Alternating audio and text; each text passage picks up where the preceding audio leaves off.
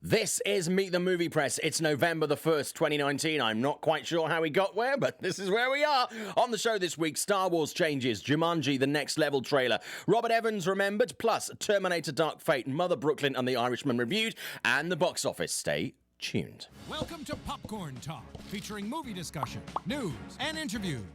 Popcorn Talk. We talk movies. And now, here's Popcorn Talks Meet the Movie Press. This is Meet the Movie Press. It is November the 1st, 2019. We have a lot to get through. My name is Simon Thompson. You can find me on social media at Showbiz Simon on Instagram and Twitter. You can also see my work in many, many places, including Forbes. With me on the panel this week, Scott and Rama. Scott, welcome back. Thank you, sir. How are you? I'm very good. Generally, a few bumps in the road this week, but, you know, I'm okay. I'm here. It's all good. We're going to have fun. We are going to have fun. I'm really looking forward to this, and I really need this week, so thank you so much, guys. Scott, for those people who don't know who you are and where they can find your work, can you please tell us who you are and where we can find your work? Sure. You can find me over at WeLiveEntertainment.com. I am the editor-in-chief, and you can find me on Twitter and Instagram at TheOtherScottM. And we are absolutely honored to have Rama on the show. Personally, genuinely, no bullshit. You are one of the hardest working journalists in the field right now, doing some genuinely insightful work and genuinely adding important stuff to the industry. So first of all, thank you for that. And thank you. I'll get you the money afterwards. Okay. Yeah, I mean, was it 25 or 20? I can't remember. But either way, that dollar bill's mine, yo. So Rama, for people who don't know who you are and the way you're doing your brilliant work, who are you, please, and where can we see your work? Yes, I'm a film critic, entertainment journalist, and you can see my work on YouTube, youtube.com/RamaScreen1, and follow me on Twitter at RamaScreen. And seriously, if you are out there and looking to hire someone who has genuinely original insight and a really unique voice, Rama is the guy that you need to contact. He is seriously one of the greatest up-and-coming shining lights. He's been doing this for a number of years, hasn't had the coverage that he deserves, and absolutely deserves it. So if you're hiring, Rama is someone you should be definitely looking at. Yep. Okay, let's talk about the stuff this week. Of course, a big part of the show is you guys who are listening to the show or watching the show live. Zeno Hour already in the chat on YouTube. Hello, BlackRock316. Good morning, everyone. Good morning, BlackRock. Glamoury, hey all. Kame Egan, good morning, movie fans. And other fans, of course. We don't discriminate here. Kame, good morning. Thanks to have you back in here. And Glamoury as well. Maybe supporting Nom for Wesley Snipes. People already talking about Dolomite, which dropped on Netflix the other day. We can briefly talk about that later in the show if we have time. I have seen it. I'm sure everyone else has. But first of all, there were some Star Wars changes this week. It's never quiet in that Star Wars universe these days. What could be happening next? Okay, so changes this week. Game of Thrones directors David Benioff and D.B. Weiss are no longer making their Star Wars trilogy, which apparently was going to explore the origins of the Jedi.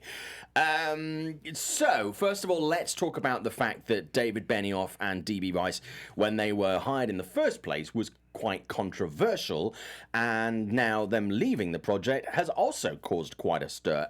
Rama, first of all, your thoughts on this? Yeah, well, first of all, as a fan of Star Wars franchise, I'm kind of relieved. You know, there are just too many, too often, these movies. And I think I told Scott this in our conversation, that it kind of killed the fandom and the anticipation, because like, oh yeah, there'll be another Star Wars next month anyway.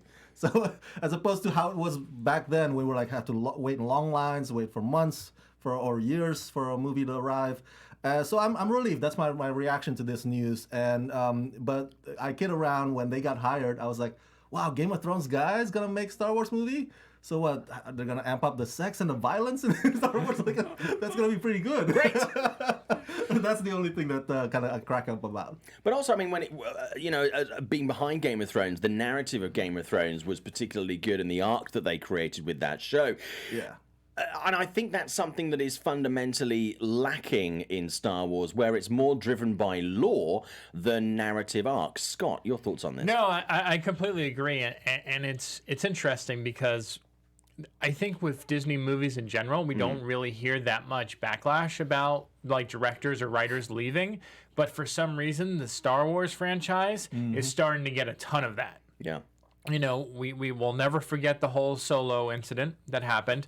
You know, and would that movie be a lot? I know some of us on this panel really like that movie. Yeah. But like, would the movie have been a bigger success? Would it had a totally different tone to it if the original people who were brought on, if they were able to stay on? And with this one now, there's already so much like back and forth about whether or not Johnson should even do this trilogy and whether he's right for Star Wars. This kind of makes me think like maybe they should reconsider this entirely and like maybe, I don't know, go a different route and maybe do some of those original stories from the comic books or all the books. Yeah.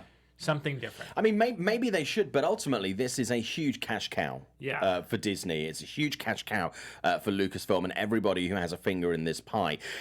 I think the anticipation and fanticipation elements of this have kind of soured a bit. And Solo's a great example where at the time when Solo came out, there were so many hardcore fans who boycotted it after The Last Jedi. And I know of people, and I see this all the time on social media, where they're like, fuck it. They give it and they watch Solo, and they're like, actually, do you know what? Even though that's not the movie that was intended to be made in the first place with the people that were meant to make it, the movie's actually not terrible. I personally, I've watched it a number of times. I really enjoy it. I'm also a big fan of the other side stories that we've had. I just do wonder if, as Rama said, you know, if it doesn't go away, you can't miss it.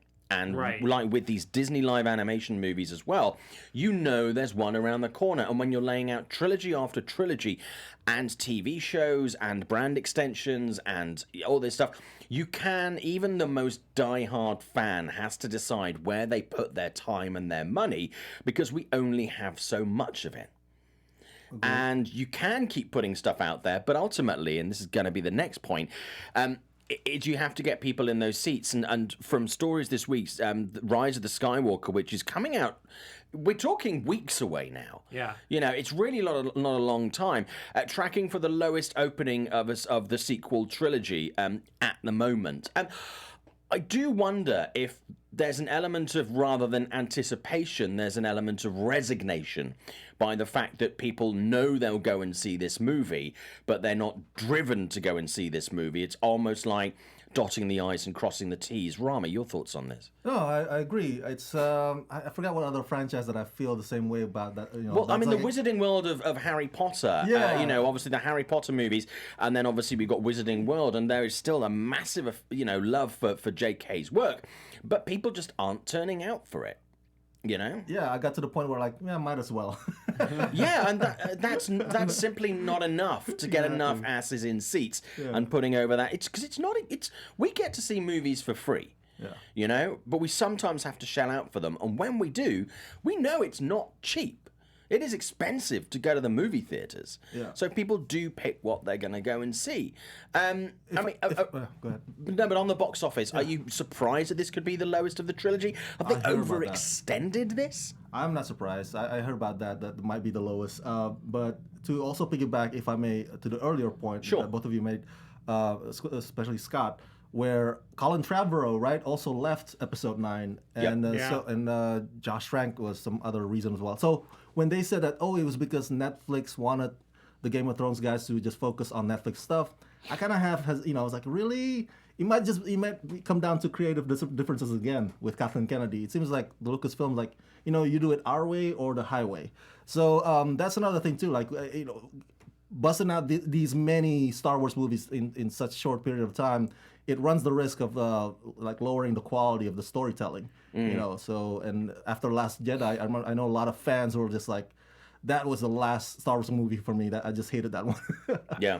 And I think it kind of goes back to what we've talked about a lot on this show, is that the differences in stories and characters. When you have something like a Marvel or DC, there's so many characters and storylines that they can go with. With Star Wars, it always seems like they're going back to the basis. The basics, I mean. And it just seems like it's the same old thing over and over again. Even with some of the changes that fans don't like, I just feel like the general idea is always the same. And it becomes tedious and monotonous and repetitive. And when it comes to big screen movies, there's so much to choose from nowadays. We're on content overload, both on streaming and also in the theaters. I mean, like this week, what do we have? Like 5-6 movies opening? Yeah. You have to really make your movie stand out, and you have to do something different. And which is why people love Joker so much, because it's different and it's not the same. And these movies are opening in theaters against movies that are now opening or being big pushes where you don't even have to put pants on. Yeah. You can get down for breakfast, you can have your PJs on, and you can stick on My Name is Dolomite. Yeah. Who, by the way, Dolomite is his name, and Fucking Up Motherfuckers is his game. I was at a party on Monday night for Motherless Brooklyn, and I was talking to Eric Weber from Awards Ace, and we were trying to remember what Dolomite's, it's not Star Wars related, by the way, what Dolomite's catchphrase was. And it suddenly came to me, we couldn't remember it, and it suddenly came to me just as someone with the canapes walked past. And there I was, talking about Dolomite is my name and Fucking Up Motherfuckers is my name. And they would obviously probably not have seen Dolomite. And they were like, why is this little white man calling himself Dolomite and talking about fucking up motherfuckers who looks like he couldn't open a cereal packet? What is going on? So that was quite funny this week. But I think also with Star Wars, I think extending these films into trilogies or developing these as trilogies and living in the day that we are with the way that fans can feed back and spread their feedback and their thoughts on it. The thing is, when you do a trilogy where you commit a number of characters, if there is backlash amongst those characters and you have to carry them through 2 and 3 movies, there is an element of baggage, and sometimes positive and sometimes negative, that comes along with that. And so people decide a long time in advance that if they don't like a character, then they're not going to go and see the next one, or they're outraged because this character's been introduced. And I think so it would be better, I think, going back to do individual movies where there are some characters that return, but you don't see these characters in this arc over a longer time. Just because I think that with content, with audiences, the way that audiences react and interact and give their thoughts and feedback on these things, I don't know if that's the best path forward for the real continued viable success of franchises like Star Wars and other ones. I mean, is that something you guys have thought about? Or I agree with that. I also just want to point out that, like, I don't hate Star Wars. No, I really enjoy it. I think, like, the recent stuff has just been very average, which is why I think I'm getting the fatigue from it. It's like, if you do something that's, like, different and wowing, and this is funny because I think you saw part of it, right? The Mandalorian. This is what they're doing. They're doing something different with that. To me, I'm wondering to myself, like, why are you using a streaming service to do something different with this franchise as opposed to the big ticket? Yeah. On the big screen. That you want to make movies that are supposed to be experienced on the big screen, and yet you're doing some of your better work on a stream. I mean, again, I haven't seen this yet, but from what I hear so far, that's going to be like the things that people want. That's what fans want. And and the thing is that audiences are funny. I've had this certainly from a client side when I've been creating content. There are so many people that want something different, and then when you give them something different, like The Last Jedi was very different to a number of other Star Wars films. And then they go, I don't like different, I want the same. And it's like, we've seen this with other things like Hangover. It's like, then Hangover 2, you get the same basically movie, just to put somewhere else. And then they go, okay, we'll give you something different. The third one's like, well, we want more of the first one. It's like, what the fuck? Do you want the same, or do you want different? Do you want new, or do you want old? But when we're talking about the current trilogy, and even, let's forget about the prequels for a while, but if you remember when Empire came out, people were not happy with that because it was like a different kind of stuff. They just wanted pew pew Star Wars, and they got something that was deeper, more cerebral, something darker. And then with Return of the Jedi, they were like, what's with the fucking teddy bears? And so people were pissed off. So let's not pretend that, when people go, oh, the reverential first trilogy, it's not like audiences didn't have problems with the first 3 Star Wars movies. But the second Star Wars movie ultimately became the fan favorite. Absolutely, absolutely. And that often happens where movies are maligned when they come out or are seen as disappointments. And then, 10, 15, 20 years later, you finally get to realize exactly what you had. So that does happen with a lot of things. But no, you are absolutely right with that. People in the chat talking about this. Let's have a look. Kame saying, love your plaid shirts. I have a lot of plaid shirts, I'll be honest with you. They're pretty much the only thing I buy. Zeno Hour, I love Game of Thrones and Star Wars, but my God, both fandoms are toxic. They can be toxic, yeah, but I think most fandoms can, to be honest with you. Kame Egan, I'm not surprised. DBDBW, that's easy for you to say, dropped from Star Wars because they have too much on their plate with the Netflix deal, and I think the bar was too high for them. I think elements of both of those are true, certainly from my point of view. Pocket Rocket Raccoon, they should reboot The Last Jedi. I like The Last Jedi, I know, so fucking sue me. Pocket Rocket, reboot the sequels, make it all a dream inside Ray's head. Or, I don't know, here's something, make something original, right? And then we can just keep watching the same movies that we've had already, because they're, they're fine. I think Lucasfilm should focus on TV for Star Wars and create brand new film franchises for a little bit. I don't see that. That I think is too much of a financial risk when you consider what their returns are on Star Wars right now. I don't see that happening immediately. Pocket Rocket at the end of episode 9, Ray walks up to Jakku and says, "Oh my God, it was all a dream." I can actually see that happening in that voice, by the way, which is my best Ray impression. Zeno, I have deep respect for Kathleen Kennedy. However, there's always a however. There wasn't a settled plan for the Star Wars universe. She made mistakes, and now she's a victim of negative perception. Yeah, I mean, Kathleen is... she often comes in for a lot of this ire, and she is a woman in a very male-dominated industry where she's had to be really fucking firm and really clearly pitch out what she wants and why she wants it. And that's the way that she... I mean, she's married to Frank Marshall, who is the male equivalent of Kathleen Kennedy, where he is a guy who is like... I mean, they're both top of the fucking tree when it comes to Hollywood. Oh, yeah. So but even people who know what they're doing, and these people do... Even people who know what they're doing make mistakes, and every great director has a bomb movie every now and again, and every great franchise has a shitty entry, and not every IP that you'll take and you'll convert into a film will be a successful IP. Some work and some don't. Some things are just part of life. But she comes in for particular criticism a lot. And I'm not going to defend Kathleen, because she can look after herself. But I do think she gets an unfair amount of ire from certain areas who think that she should be doing what they want and not what she thinks is right for the franchise or the business. And ultimately, it's up to her. Yeah. She's the one that's carrying, the responsibility and the liability for this failing. And she's not going to come out and pretend that things haven't worked. She's well aware of that. She's not an idiot.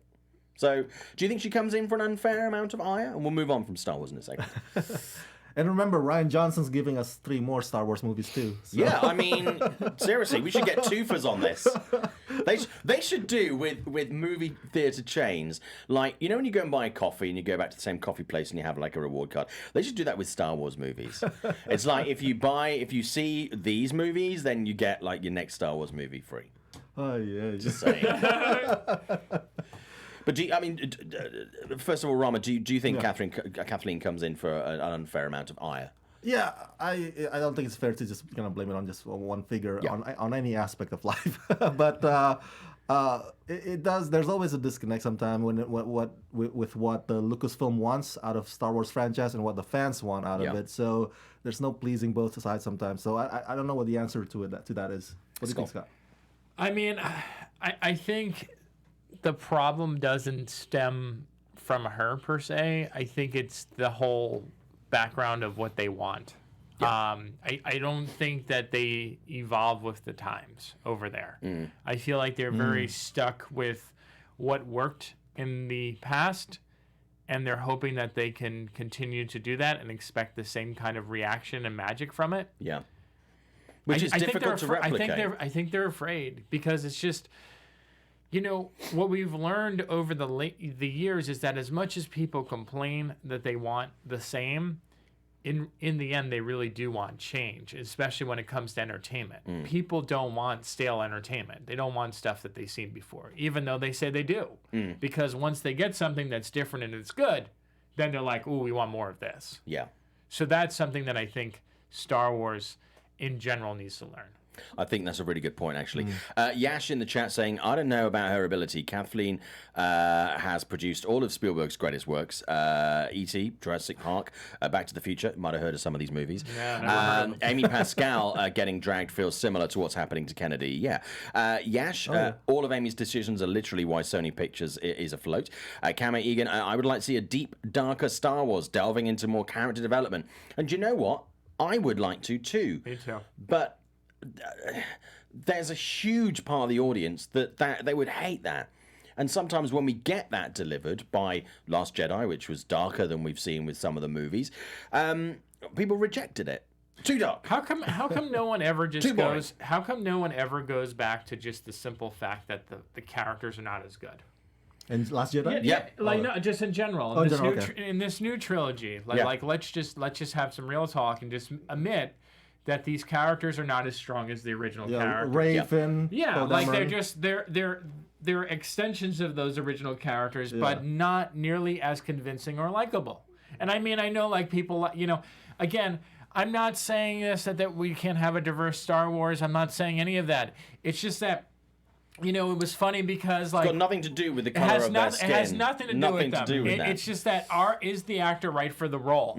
And like all the controversy I remember hearing about this is that Finn and Rey have no chemistry. Finn and the poor Asian girl who was in the second Kelly Tran. like Who they I don't liked. who they don't have chemistry. Like, but it's just funny. Like everyone talks about like, oh, these characters they just seem like they're blank or they don't fit the material. I can see that. So like. Maybe that's a bigger problem. Maybe these actors are not sold on the material. Yes, of course. Who's gonna turn down a Star Wars paycheck at the end of the day? Honestly, no one. No one. But even if they're not right, they're still not going to turn it down. No, 100%. They're going to literally look at it and say, you know what? I'm going to do my best. That call comes through. Congratulations, you're going to be droid MNMOP. Yeah. Great. When do I start? Yeah, exactly. It's great. It's got no lines, and unfortunately, it's the most hated droid in the galaxy. So Monday. Yeah, it's it's a really, really good point there. We're going to move on from this in a second, but a really interesting point from Pocket Rocket Raccoon. Heavy lies the head that wears the crown, which is very true when it comes to this kind of thing. Okay, let's move on. Big trailer drop yesterday. Jumanji, the next level trailer. The gang gets out of the jungle was the headline from Slash Film. Jumanji was a movie when I saw the first trailer. For that first film, I thought was going to be an absolute abomination. It looked truly, truly terrible. I thought it was going to ruin the career of The Rock or put a severe dent in it. I thought it was a mistake for Kevin Hart. I was like, oh, Jesus Christ, Jack Black and Karen Gillan. If you had one big shot at Hollywood, I think this was going to be a bad more. I was so wrong. That was a great movie. Can lightning strike twice? Off the back of this trailer, which I'll admit I enjoyed. I did have fun with it. It didn't blow me away, but I enjoyed it. Can they replicate that success in a time where sequels to hugely popular movies are struggling to recapture what they had the first time round? We've seen it a number of times this year. Zombieland Double Tap, Secret Life of Pets 2, countless other examples. Fantastic Beasts about this time last year. Can they recapture this? First of all, Rama. I love the trailer for Jumanji: The Next Level for the same reasons why you do too, as well, probably. I love the first movie, the 2016 one, because I had the same concern, like, oh my God, Robin Williams is such a classic, but they reimagine it in a way that it kind of makes it a sequel, but it's kind of fresh take about it. And one of the concepts that I love is the Avatar. And that's why I think this sequel is going to do well as well, because now it's Danny DeVito that's playing Dwayne Johnson. Danny Glover's playing. So it kind of gives or challenges the actor to give us something new as far as their performance goes. So I'm looking forward to it. I'm with both of you guys. Honestly, I had the exact same reaction that Simon did when I heard about the first film and I saw the marketing for it. It's just like, what is this? And why is this? Yeah. And I was so shocked when I went into the theater to see it and how much I just enjoyed it. This is fun family entertainment, just really engaging and creative and different. And the sequel, I'm going off the fact of how much I hated the trailers for the original. And I'm like, I'm looking at these trailers, I'm like, oh my God, I'm actually laughing. Yeah. And I'm like, can they top it? It looks like they have. They really do. And the fact that there looks like, based on the end of the trailer, that there's going to be some sort of gag that goes on where they're actually going to become the characters from the original maybe again. Nice. So I'm like really on board for this. And I don't know about how you guys feel about this, but Jack Black made the first movie. Yeah. And now that seeing him do like 2 or 3 different characters in this one, I'm so sold. I'm so sold. I know we're going to talk about this also further, but it goes to why I also love Terminator Dark Fate. Because it's also another sequel, but there's a new spin to it. It's with a new future that's not Skynet and everything. Yeah. So with the Jumanji the Next Level, it's like, okay, these are the same guys, but they're different avatars. So we're gonna get different performances a little bit. So I like that. I mean, I'm very much looking forward to this. My only concern, and it's always a concern when it comes to things like this, is that sometimes some of the movie's best moments are in the trailer.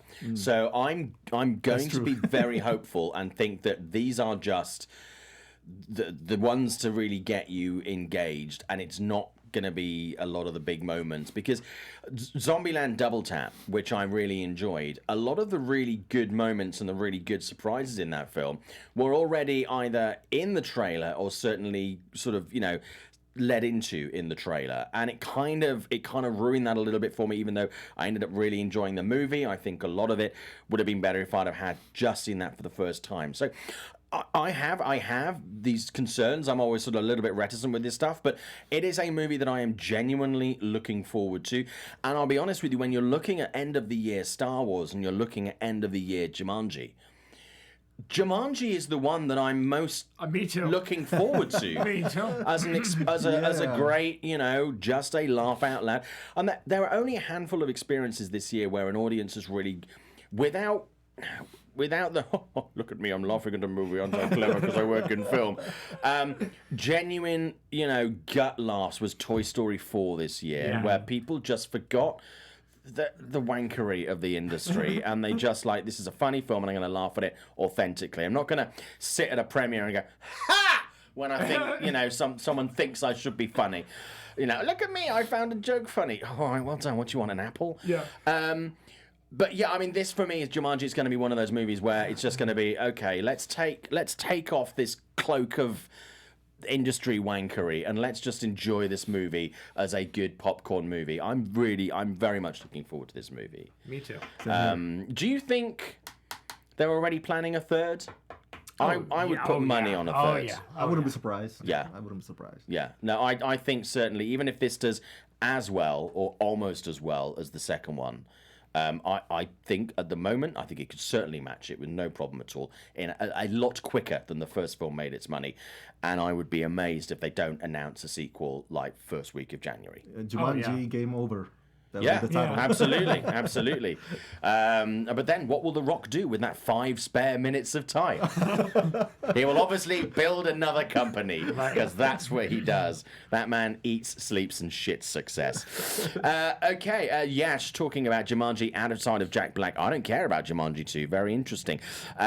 Which is why the first movie was successful. Talking about the first Jumanji. Blackrock 316. I think if people will see the sequel to Jumanji, if they can't buy a ticket to see Star Wars, I think people will be heading out specifically to see Jumanji. And I think what's interesting with the sequel is the fact that I think a lot of people assume that Jumanji was effectively an elevated kids movie.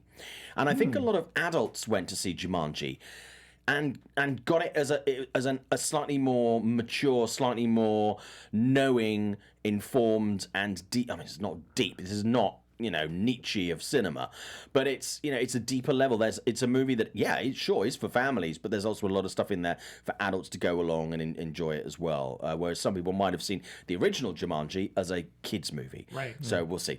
Okay, so we're gonna Goldman Vision, Terminator, Dark Fart. We are going to get to Terminator later on and how it's done in previews. Some other news we need to talk about. This is why Goldman doesn't work in marketing. Okay. sad loss this week in the industry. Robert Evans, who was a legendary producer and studio head behind, it's funny, the same two movies kept coming up, The Godfather and Chinatown. He unfortunately passed this week at 89 here in Los Angeles. Robert Evans is, and Rama and I were talking about this just before the show, his resume across TV and film is staggering. He was someone who left studios and went back to studios to try and breathe new life into them, where they were really kind of struggling, especially Paramount in the 90s after the boom days of the 80s, the movies like Beverly Hills Cop and stuff like that, and they had this lull in the 90s where they really wanted to find some sort of new things that they thought were going to carry them forward. Did you ever see the documentary about Robert Evans a couple of years ago? No. Absolutely incredible. And again, there are books written about Robert too. But from a film fan's point of view, are there any of Robert's works that kind of really stood out to you? Scott, first on this. I have to go way back when to Barefoot in the Park. Great movie. Yes, that's an incredible film. It's such a simple comedy, right? Just like people moving into an apartment and all that fun stuff and just going up the stairs. Like, I can't tell you how much I laughed at people carrying furniture up the stairs. Like how simple that is, but yet how effective it was. Such a great film. It's funny. It's one of the movies that didn't get mentioned a lot when people were writing these passes about Robert this week. Rama. Yeah, I have to go with The Phantom. I mentioned to you earlier before the show. I was surprised to find out that, oh my goodness, Robert Evans produced The Phantom. It's one of my when I was a kid, because when you're a kid, everything seemed awesome, and The Phantom was like, oh my God, this superhero, big stuff. And that's Catherine Zeta-Jones, pre-Zorro, pre-Oscar win. So, and of course, the same impression I got when I watched Flash Gordon or Spawn. It was just a big deal for me when I was a kid. So The Phantom was. I remember going to see The Phantom in a movie theater, and I was the only person in that movie theater.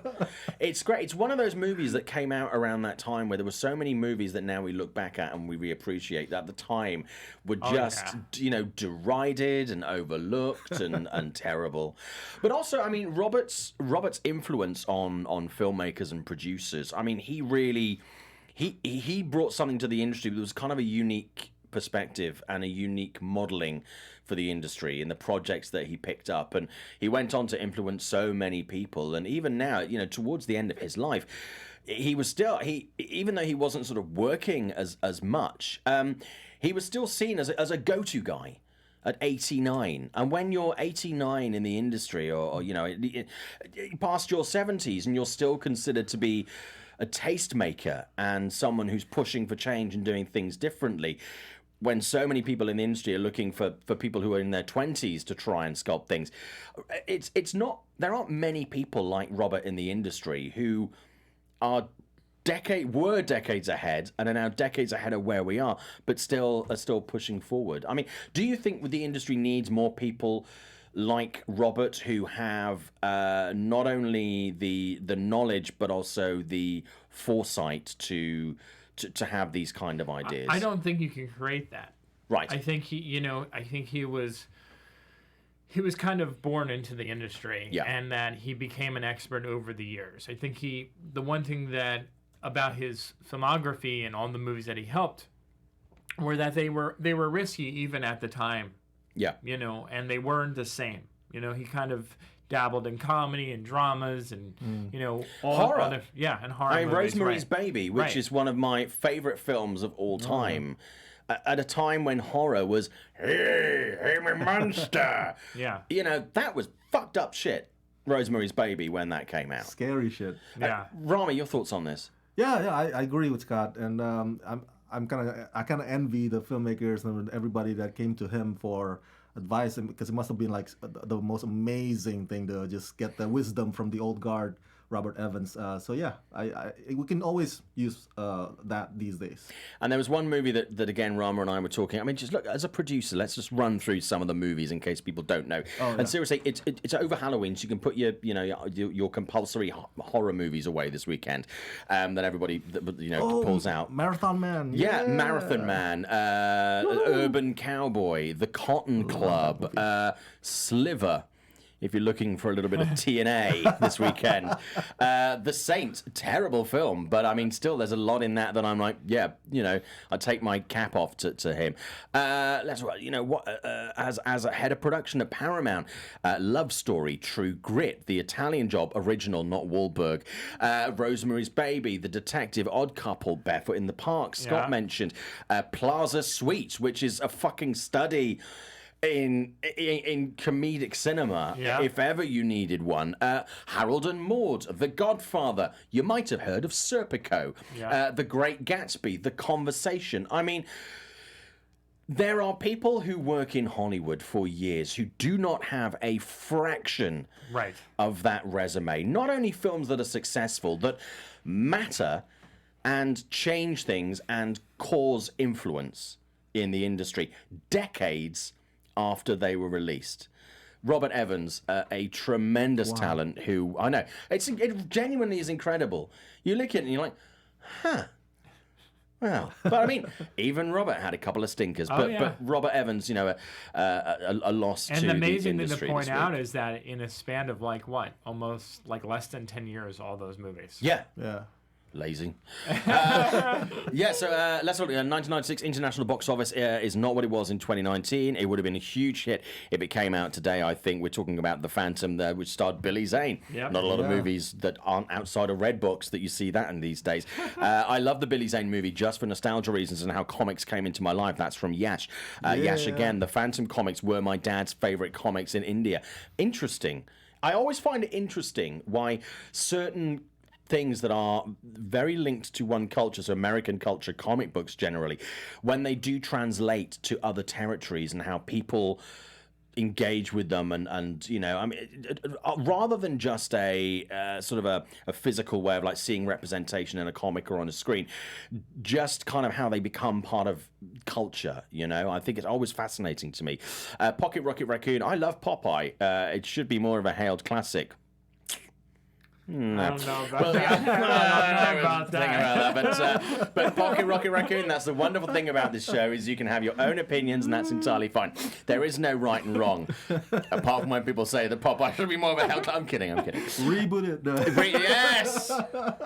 And yes, saying the diversity of films is amazing from Robert Evans, and yeah, it is. And when you look at things like we talk about diversity a lot, whether it's sort of titular or narrative or representation these days. Seriously, Robert was someone who was embracing that kind of thing and putting different types of people, Harold and Maude, young and old, May to December kind of relationships, and people of color in big roles in comedies and stuff like that. He really was a groundbreaker. So a sad loss to the industry this week. Let's also talk about another story that many people were talking about, certainly online this week. A lot of filmmakers getting their knickers in a twist over this, understandably. Netflix testing variable playback speeds. Now, I mean, one of the arguments from Netflix this week was but when you watch a DVD or a Blu-ray, you can watch it faster if you want. And it's well, yes, you can. You could put glass in your food if you wanted to, but I'd suggest that you don't. I mean, I didn't understand. I don't understand. Is a good way of putting this. Scott, your thoughts on it? I have my own thoughts, but I don't understand. I mean, when people typically use that feature, it's usually to get to a scene that they want to see. Yeah. If they've seen the movie before and they want to cut through, I don't know, some talky parts or whatever you want to say. Yeah. But who the hell would watch a movie like that? I don't understand. Is that for critics maybe who were saw it the first time and then they were when they write their review they don't want to watch the movie again, so they speed through it, and they're oh yeah, that scene was in there. Okay, that was a shitty scene. That was a great scene. I don't know. I don't know what normal person would use this. No, Rama. Yeah. Well, on YouTube, I think the appeal is that, especially from people who I know who are friends of mine who are YouTubers, they love watching this with playback fast on unboxing or videos like that. There's no unboxing videos on Netflix. Netflix are all just shows and movies, and it's a bit of an insult to the filmmakers and everybody who made the shows on Netflix, because like, wow, you're skipping all my stuff. Right. Yeah. And we can do that too. It's called fast forwarding. Right. So I don't know. When you try to take some or application from another platform, and because you think it's popular there, that's fine. But make sure it actually can apply to you as well. Because what Netflix? The next thing you're gonna have Snapchat filter on. It's like there's no use on Netflix. The Irishman with the dog face and the ears. Yeah, Joe Pesci looking like, I don't know, fucking RuPaul's Drag Race. Yeah, it doesn't mean it can work on you. Yeah, I mean, I honestly don't understand. I can only assume that people would use that feature because they don't have enough time, and so they want to watch it faster. Yeah. But I also think it's a dangerous... I mean, aside from the fact that films are made a certain way because of that's how they are, and that's you tell a story and you have a narrative. But also, I think we are at a time where people want to consume as much content as possible, as fast as possible. But by doing that, you reduce the engagement, which reduces the value of anything that is created. And also, if you're watching at home, sitting there on your couch in your pants with your bag of Cheetos and your beer, and you watched a movie at 1.5 times the speed, and then you go to a movie theater, and dear God. Do I have to watch the whole thing at the right speed? This is boring. And then you don't have any... It's like going to Musso and Frank's in Hollywood and taking a fucking Big Mac. Yeah. If you haven't got enough time, if a movie is 2 hours long and you don't have 2 hours and you don't get to watch the movie... You find when you have 2 hours to watch the movie, you don't squeeze it into 1 hour 35 minutes because your attention span is so short that you can't sit for 2 hours and watch a movie.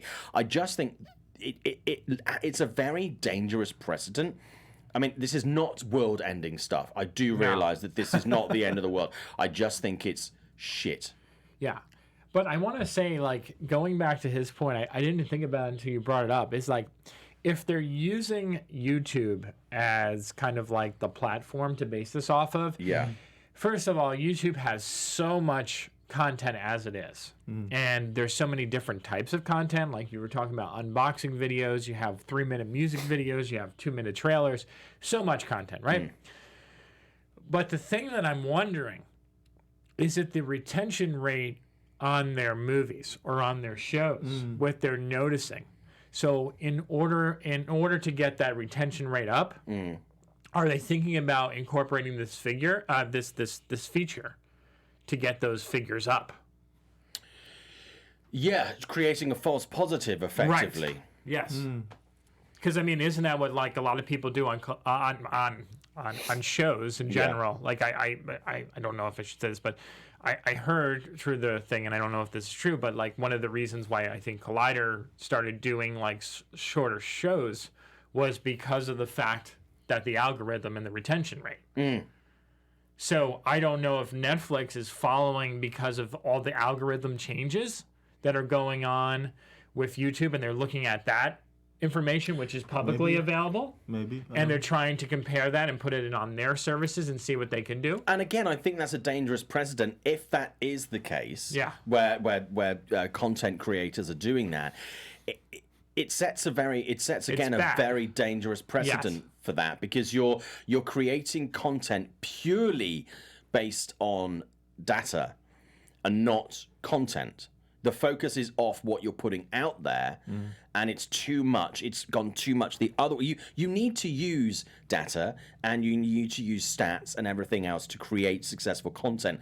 But when the scale shifts, where it's more about the math than what matters, then it's a very dangerous precedent. People in the chat are talking about this. Let's have a little look what they're saying about TV shows. People talking about Robert Evans, yes, saying Rosemary's Baby is a masterpiece. If you haven't seen that, do that. Yash, if you watch The Office for the millionth time, you just want to get to the best parts. It was great, but you know what? You can buy a DVD. Kame Egan wanting to touch on something that I will mention the show, which wasn't in our rundown, but I think is a very important part this week. Yash saying, I intermittently like Titans. The show is piss poor. Okay, that's DC. I'm probably missing it. What's happening with this feature exactly? Well, Yash, this feature is basically where you will have the option if you want to watch the content faster. So it's effectively hitting that first button on your remote on a DVD, so it's all sped up a little bit. I just think, I mean, attention spans are short enough as they are now anyway. And I just don't think this... Also, you're not going to have the same watching experience as other people who are watching the show, the same show in a different way. I just think it's a very odd precedent. And this goes against Netflix, too. Like, this is a bad decision for them. And I'm looking. I know that I know if Dimitri was here, he'd have a whole thing to freaking say about this. But like, to me, I appreciate what Netflix has done in some ways of disrupting the system. Okay, like I know we all love going to the movies. I love going to the movies. I wouldn't trade it in for the world. No. But they're doing something that's different. And one of the things that they also do that's different is that they give artists creative freedom. Yeah. And if you're going to go on that, and then you're going to do this to them, they don't care what you're giving them. If you're going to give them the option where they can skip through their movies or their TV shows, they're not going to have that because you're taking away their creative freedoms by doing that. Yeah. Because you're and it's insulting, and people should be watching it in the way that's presented. And I think also it's a dangerous precedent for when we come to creating content, because if you're a filmmaker, the inclination is there like, well, I can leave it a little bit flabby because people will probably speed through it anyway. Right. I mean, Kame saying Netflix shouldn't give people the option of speeding things up. I mean, I don't know whether you shouldn't give them the option. I just don't think just because you can, you should. Corey's saying, why would Netflix care if you didn't finish a movie? As long as they get their money at the end of the month, that's all they care about. Yeah. But Yash saying data is considered gold in today's economy. It is. But unfortunately, sometimes the gold is not worth as much as you think it is. Communication companies consolidating media companies showing the execs something we don't see as consumers. Yash talking about Jeff Katzenberg sending out of ad dollars. Big business sees something that we won't. Kame saying Netflix shouldn't give people the option of speeding up the film because I think it takes away from the viewing experience. It absolutely does. Yash suggesting 10-minute episodes.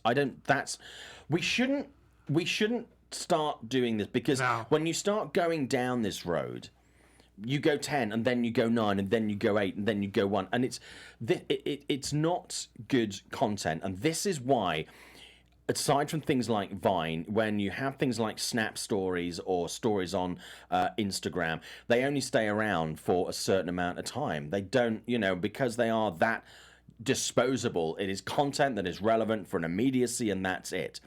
And I just think it's a really dangerous precedent, and I hope the industry even gets to a point where people are saying, if you offer this function on my films, I either do not want it offered on this product, or I will not give you my film. Yeah. And I think that's the only way that Netflix are going to do a U-turn on this. Yeah. But it's sad. Rama, go on. I'm already not happy about the fact that there are shows on Netflix that are weekly instead of binge watching, even when binge watchable. So I was like, there are of all the features that you can add onto your platform, Netflix, really, this is the best you could do. So. Yeah. It's a really good point, actually. Kame Egan, this is something I'm going to swap in, actually, rather than talk about another story very quickly. What do you think of, this is from Kame, what do you think of Delta Airlines editing movies for their flights? I've seen a couple of people tweeting about this. There was I hate Delta. A person from EW, she was, blanking now, I think it's Shana or Shana. She was saying she was on a flight recently, and all the gayness was taken out of Rocket Man. And Kame is referencing Booksmart, which again has elements of gayness. Yes. Which I find really weird, because personally it's like, if there's something that I don't want to watch because I'm not interested in it, not because I disapprove of it, I don't watch it. But even if you're sitting on a plane on Delta and you erase the gay, there are probably gay people on that flight, or you may encounter gay people in real life who you can't erase the gay away. Right. Because they're still going to kiss, they're still going to hold hands, they're going to do stuff that everybody else does. You can't avoid it. It's like, if you don't want... the movie's about a gay man. If you don't want gayness, don't watch Rocket Man. He's gay. You can't pretend he's a celibate homosexual. Like, he didn't have sex with men. I don't say your thoughts on this, guys. You want to go first? That's why I don't fly on planes where the movie is like the same for all the seats. Like, it's like I want to just like my private movie in front of me, and that's it. So nobody else has to watch Rocket Man if they don't want to. Yeah, I mean, the thing that I know Olivia has been really like on this the last couple of days, and I feel bad because like there's a difference, I think, when you look at a movie like Rocket Man and Booksmart, okay? So I'm just being honest, like, the sexual situations in Rocket Man are very extreme and kind of graphic, and I still think they should be shown, but when you cut out, like, a word like lesbian or, like, just talk about something, like they did with Booksmart, that is next level. Like, because there you're editing sex, and I understand because maybe a little kid's on the plane next to you and seeing that. But when you cut out a word or a conversation where nothing is being shown, there's a problem. But also, I mean, taking Rocket Man as an example, I mean, the gayness is limited. Right. And easily explainable away. I mean, two scenes that come to me is obviously there's a kiss. There's the scene in the bedroom, which is hardly virulent rimming. Right. You don't see anything. It's not like they're a dick swinging. It's really, it's pretty tame. Yeah. And then there's the blowjob by the pool. Right. Where you could explain, he dropped his pen. You don't have to, like, going, Mummy, what's that man doing? Oh, but your child won't be watching Rocket Man. But it's also, what did he do? Oh, he's filleting a man. Yeah. It's like, there is nothing, it's not, but also... There's nothing in there that is hardcore. But also, if you didn't want to see Rocket Man for whatever reason, because you weren't interested in it, or you didn't want the gayness on a movie screen, or you didn't have it streaming at home, why do you suddenly get on a plane and can I have my de-gayed Rocket Man, please? I could be sitting next to them and next to kids on a plane with a tablet, and I'm watching Rocket Man with all the sex and the kissing and the blowjobs that you don't see still in the movie, and a kid can still see it, and you have no control over what I could watch a porno on a plane. And people have. Because I have been on an airplane where they have. Yeah, and it's like, it's not like you can't pretend gayness doesn't exist. And it also opens a door. Where do you then go with this? Do you then go, well, people might be offended by interracial kissing? Or... Well, this is what the problem is, right? Like, the problem with it is that it's not just sex. Like, if it was sex and they were, like, cutting it out completely from everything, that would be understandable. Like, because it's like families, you don't know who's around you. But when you break it down and you're just focusing on a certain type of sex, that's where this has become such a big conversation over the last couple of weeks. Yeah. Because it's targeting. And again, we're supposed to be in a time of acceptance and understanding and being open to things. And we're basically hurting these people. We're saying that you're not allowed to show that kind of sexuality. That should not be in public forum, and I think that's the problem. Hate to break it to you, you probably got a gay serving you your coffee on the plane. Absolutely. Absolutely. They're out there. Absolutely. It could be a gay man, it could be a gay woman. It could be, they're just out there. It's weird. Yeah. But also it's kind of like, I genuinely believe if I'm sitting on a plane and I'm watching Rocket Man and there's a kid next to me and they're watching How to Train Your Dragon Parabellum, they give more of a shit about How to Train Your Dragon than going, what are you watching? I'm watching a story about a 70-year-old homosexual singer and his quest for fame and his fight against addiction. I'll stick to the dragons. Yeah, yeah. I'll stick to the dragons. I'm not gonna. So I just find the whole thing very weird. But thank you so much for bringing that up, Kame. Actually, my wife had to fly to England last minute yesterday, and she was like, "What do I watch on the plane?" And I recommended Booksmart, and she's flying with Delta, and I didn't realise that they were going to edit out because lesbians don't exist in Booksmart in the air. So in the air, can anybody hear you be lesbian? It's crazy. It's crazy.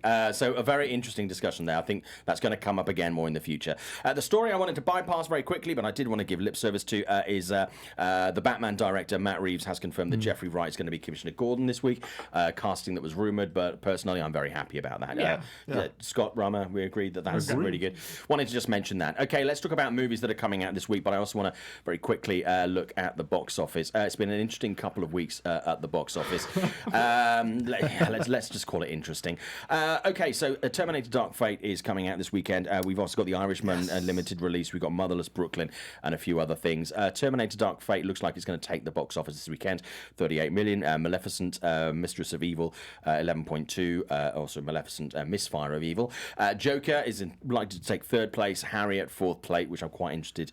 I'm quite interested to see that. I don't think that's going to be the case. I think lower end of top 10.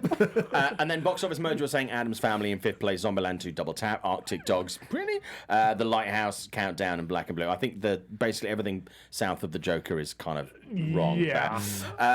Outside of the top 10 is where we're going to see Motherless Brooklyn. Apparently, it's debuting in just over 1,000 theatres, looking at 2.5 million for its opening weekend. Terminator Dark Fate, as I say, we're looking at about 30 this weekend, which the Thursday previews were fine, but not monumental. So we'll see how that goes. Anticipating a weekend of around 41, 48 kind of million.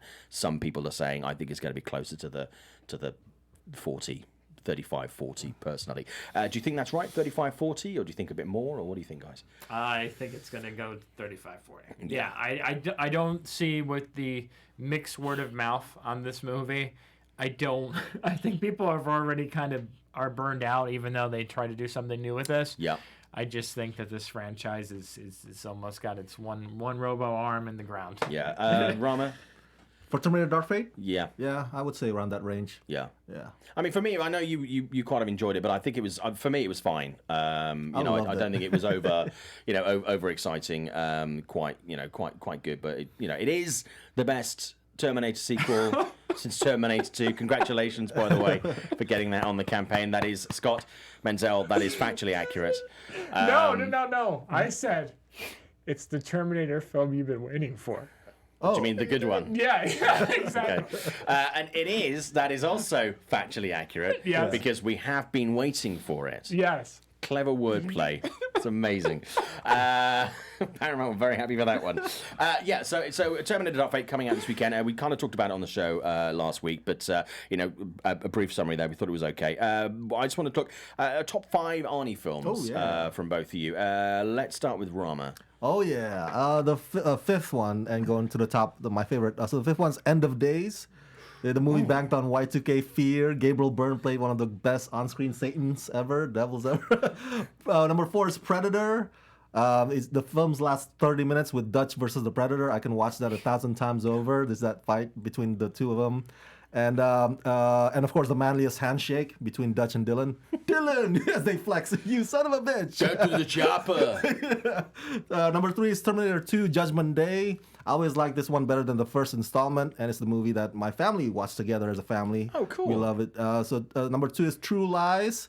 Take your pick between Jamie Lee Curtis's sexy strip club dance and Arnold chasing bad guys while riding a horse, and the thrilling helicopter on the highway, and the jet plane scene. One of the best action films ever. Number 1, my favorite Arnold movie ever, Commando. So many memorable one-liners here. You're a funny guy, Sully. That's why I'm going to kill you last. And then later on he said, I lied. He said, I love that.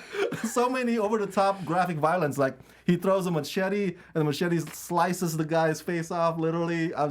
Love that movie. One of my favorite romantic comedies of all time. Commando. Scott, your favorite 5? All right, so I'm going to be the weirdo and actually say 3 of the comedies because I love twins. I think they're so good. Him and Dan DeVito. Tonight is your night, bro. Yeah, it's so fun. I also will say Kindergarten Cop, of course, because who not a doesn't tumor. who does not love that? Boys have a penis and girls have a vagina. And the underrated Christmas classic, Jingle All the Way. Wow. Yeah, I watched that movie so many times growing up. Yep, Phil Hartman and Sinbad. The Turbo Man. It's funny because that movie, like, I remember my mom and my dad talking to me about, like, that is you every freaking year. You want this toy that's impossible to get, and I have to drive all over the freaking state to get it, and no one has it. So I totally related to that movie because my parents would constantly tell me that story. In terms of action movies, of course, Terminator 2, all the way. My favorite Schwarzenegger movie is True Lies. Yeah. I love True Lies. I probably burned that VHS tape out on that. I watched that over and over and over again between the sexy dance, because, you know, that was during the time. The time. Yeah, the time. That's when you use your fast forward to get to the best bits. I know. Rewind. Yeah. Yep. TNA days. I remember those well. Yes. Yeah. And honestly, but the action is so awesome, and I love Tom Arnold in the movie. Oh, yeah, yes. Tom Arnold is so great in that movie too. Yeah, so many movies you used to rent from the video store, and it's like, why is this bit of the movie worn out? I know why. Yeah. Okay, my top 5 in no particular order. Disappointed to hear that none of you said Last Action Hero. Oh, I love that one. It's a great. It's often overlooked. It's understandable that it's not on many lists. Total Recall. No. Okay. For me, it was between Predator and Total Recall, and Total Recall for me was such a. I remember when it came out, such a huge thing. T2 is in there, the great family film there that the Rama mentioned. Brings the family together. Terminator 2, Judgment Day. Commando for exactly the same reasons. I remember when that movie came out, and I watched it, and I was like, what the fuck is that? And that's where my love of action movies started. I had never seen anything like it, and to this day, it still makes me giggle like an idiot. I just love that movie. And no love for The Running Man from you guys. That was Seriously. yeah. I think that is the Arnie was good, movie that was that good. I have rewatched the most times. Whenever I can't find anything to watch on any of the streaming platforms, somebody has The Running Man, and I love that movie. Who loves you and who do you love? It's time to start running. Just an incredible movie. Just an incredible movie. If you haven't, based on a Stephen King short story, which is great. Okay, very quickly, if I can just grab 2 more minutes on the show today, would that be okay, Jeff? Okay, cool, awesome, thanks. I want to talk about some other movies coming out this weekend. Okay, The Irishman is in theaters this weekend. It's dropping on Netflix in just under 2 weeks' time. Okay, your thoughts, first of all, on The Irishman, Rama? I loved it. It's Martin Scorsese returning to form, doing what he does best, gangster films, because I really did not like his previous film, Silence. That was kind of dreadful. And Al Pacino, Robert De Niro, Joe Pesci in one movie together, that was the heavyweights, and, it's like a fan going to a candy store for me. Interesting. We talked about this at the premiere, and then I thought about it a little bit more. You just don't see this type of filmmaking anymore. When people always talk about, like, oh, what is he saying about Marvel movies? Like, you kind of see it when you watch this movie. Mm-hmm. This is classic storytelling and building of these characters. It's not rushed. It takes its time, and I know that it's a hard sit through for a lot of people, including myself, and especially in uncomfortable seats in the theater. But I think it's great. I think the storytelling and the characters are so wonderful, and the fact that Joe Pesci's going against type, and this is something that we haven't seen from Joe Pesci before, and I think that's really special. And the filmmaking, it's just a love letter to all his work, all the stuff. Like, I was talking to someone, I think it was William Bibliani, and we were talking about this, and it's like, it's kind of like that third sequel to Mean Streets and Goodfellas. Like, it's a trilogy in a weird way. Yeah. And it works as its like swan song. For me, I mean, it's Scorsese, it's De Niro, it's Pacino doing what they do really well, but it's them doing what they do really well. I would have liked to have seen something a little bit fresh from them, but they are all great. For me, the last hour was a bit of a slog. I think, honestly, that could have been trimmed by 20 to 30 minutes, and the film wouldn't have lost anything. I think the whole thing could have been trimmed by 20 to 30 minutes. It's a movie that I'm looking forward to revisiting when it hits Netflix. I want to do it in that environment as well. I do recommend, though, if you can see it in a movie theater, do go and see it in a movie theater. You will get a numb ass, and don't buy a big soda because you will need a toilet break. But it's a movie that should be seen, and I'm very glad they made the decision to put that in theaters. And I will agree with you that it does need an edit. It needs a little bit. How the fuck do you tell Marty that, I'm sorry, you need to cut this down? Because Scorsese's going to Scorsese. Yeah. Yeah, the nursing home scene went too long. Yeah. Too many nursing home scenes. But yeah, and also coming out this weekend, talking about similar movies that don't get made very often. Motherless Brooklyn, Ed Norton's second directorial outing. It's been 19 years since the last one. It's a movie he's been working on for 20 years. It's a movie based on a book that was set in the 90s. They moved it to the 50s. It's kind of a noir thriller. There's lots of elements in this. Scott, your thoughts on this, first of all?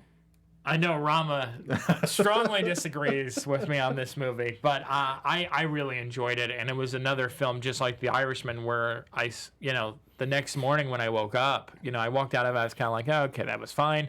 Next morning when I woke up, I was like, wow, this was like really well put together.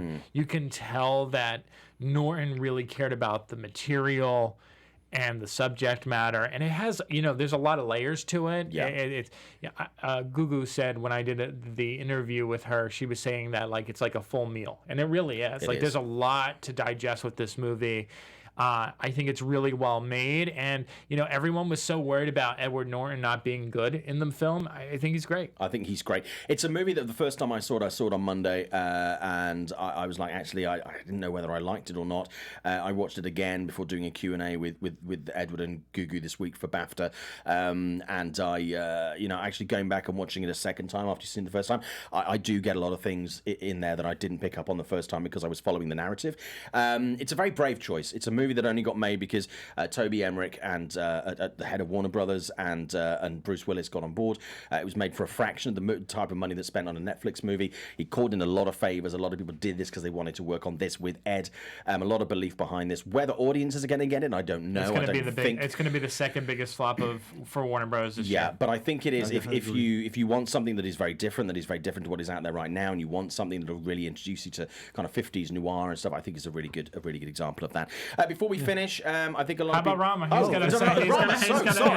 gonna have. Sorry, dude, go for it. I'll make it quick. I hated this film. I watched it at. Oh, that's a happy ending to the show, isn't it? Sums up my week.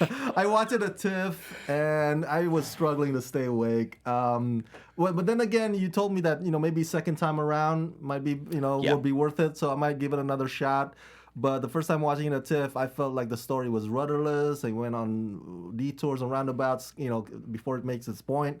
I know that Edward Norton was hugely entertaining, in my opinion, but then his Tourette syndrome performance got real old real fast. So there's a lot that I did not like the first time watching it, but maybe I'll give it another shot. We'll see. I think it's worth revisiting. You still might also not like it. So I think probably 4 stars, 3 stars, and 5 Z's. We were talking about Arnie movies before we finish. I just want to go... Okay, let's talk about Kame saying my top 5 Arnie movies are 5 Commando, 4 Kindergarten Cop, 3 Twins, 2 Predator, and 1 True Lies. Yash, Predator, T2, True Lies, T3, and Twins. That's not easy to say. Xeno Hour opening scene didn't sit well with me. Total Recall, people saying. And also Xeno Hour, T2, Predator, Terminator, True Lies, Commando. Great to see that True Lies, the documentary, is making an appearance there because all of the stuff featured in that movie did actually happen in real life, of course. Guys, thank you so much indeed. Rama, who are you? Where can we find your work, please? Yes, subscribe to my YouTube channel, youtube.com/RamaScreen1, and follow me on Twitter at RamaScreen. Scott Menzel. You can find me over at WeLiveEntertainment.com or go to Twitter and Instagram at TheOtherScottM.